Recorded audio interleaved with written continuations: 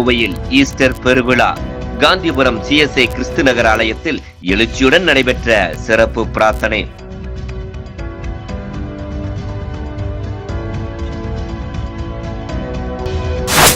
உலகெங்கிலும் வாழும் கிறிஸ்துவர்களால் இயேசு கிறிஸ்து உயிர்த்தெழுந்த ஈஸ்டர் திருநாள் இன்று உற்சாகமாக கொண்டாடப்பட்டு வருகிறது.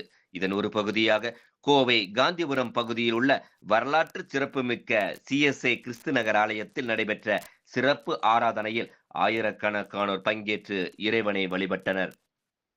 மரணத்தை வென்று இயேசு கிறிஸ்து உயிர்த்தெழுந்த தினமான ஈஸ்டர் பண்டிகையை இன்று கோவையில் மிகுந்த பக்தியுடன் கொண்டாடப்பட்டது. கோவை காந்திபுரம் CSI கிறிஸ்து நகர் ஆலயத்தில் அதிகாலை முதலே சிறப்பு பிரார்த்தனை கூட்டங்கள் தொடங்கின.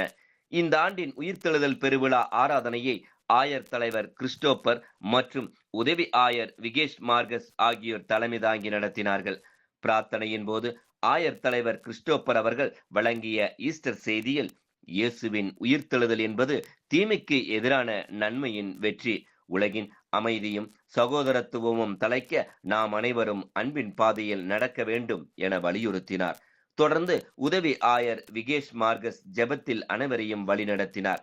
விடியற்காலை ஆராதனையில் கோவையின் பல்வேறு பகுதிகளில் இருந்து திரளான கிறிஸ்தவர்கள் தங்கள் குடும்பத்தினுடன் புத்தாடை அணிந்து கலந்து கொண்டனர். ஆராதனையின் இறுதியில் ஒருவருக்கொருவர் ஈஸ்டர் வாழ்த்துக்களை பகிர்ந்து கொண்டு மகிழ்ச்சியை வெளிப்படுத்தினர். மறுவிக்கிற ஜீவனம் விடாமல் காத்திருக்கிறேன்.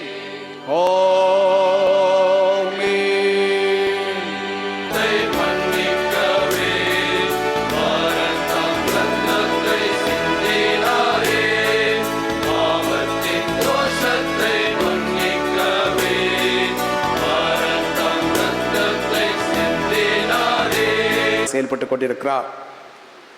ஆகவே உயிர்த்தெழுந்த அந்த ஆண்டவராகிய இயேசு கிறிஸ்துவின் திருப்பெயரிலே மீண்டுமாக உங்கள் அனைவருக்கும் எங்கள் அனைவருடைய சார்பிலும் ஈஸ்டர் பண்டிகை குறித்தான நல்வாழ்த்துக்களை நான் மீண்டும் உங்களுக்கு தெரிவித்துக் கொள்கின்றேன்.